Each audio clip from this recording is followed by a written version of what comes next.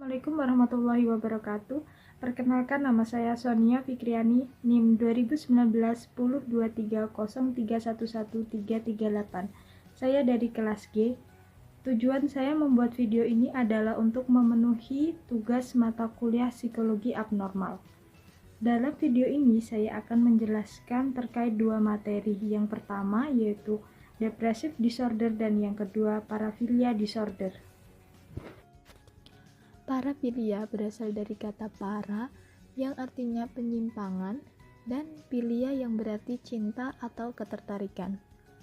Paraphilia dapat diartikan sebagai penyimpangan objek ketertarikan seksual.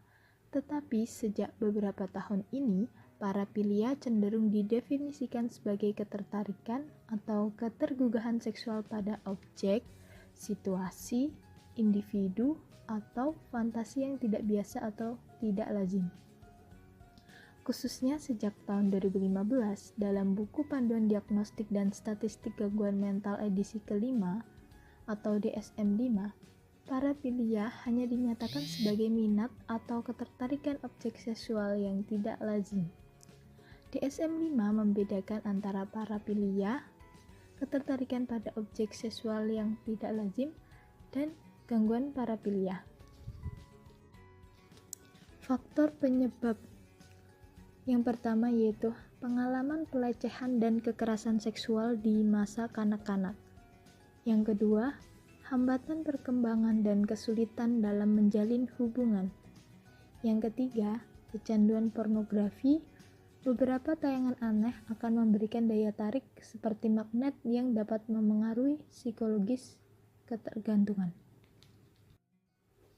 Berikut ini adalah ilustrasi dari pelecehan atau kekerasan seksual yang terjadi pada anak-anak ataupun orang dewasa. Kriteria gangguan paraphilia.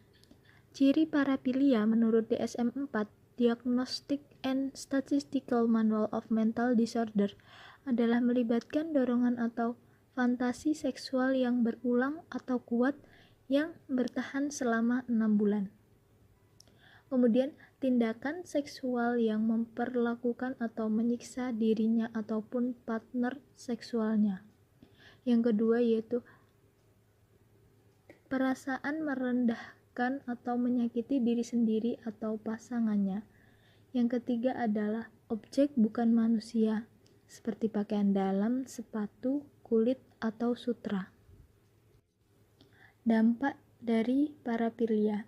Dampak ini sendiri dibagi menjadi dua, yaitu dampak pada penderita paraphilia dan dampak bagi korban.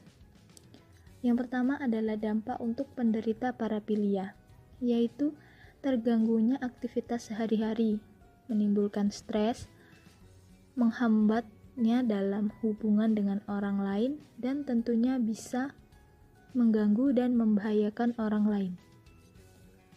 Yang kedua yaitu dampaknya bagi korban, yakni merasa kacau, gelisah, cemas, dan menghambat perkembangan psikososialnya kelak.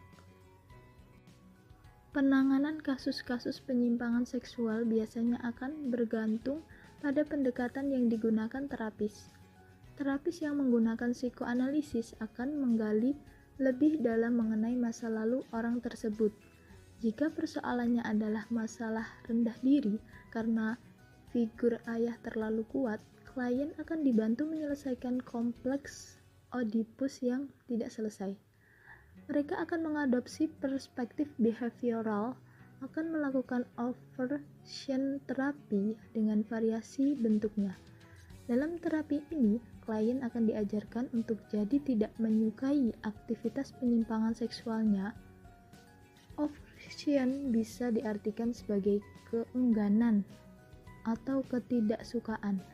Jika tadinya aktivitas ini membawa kenikmatan bagi si klien, sekarang aktivitas ini akan dibuat jadi tidak menyenangkan. Sekian dari saya, kurang lebihnya mohon maaf. Wassalamualaikum warahmatullahi wabarakatuh.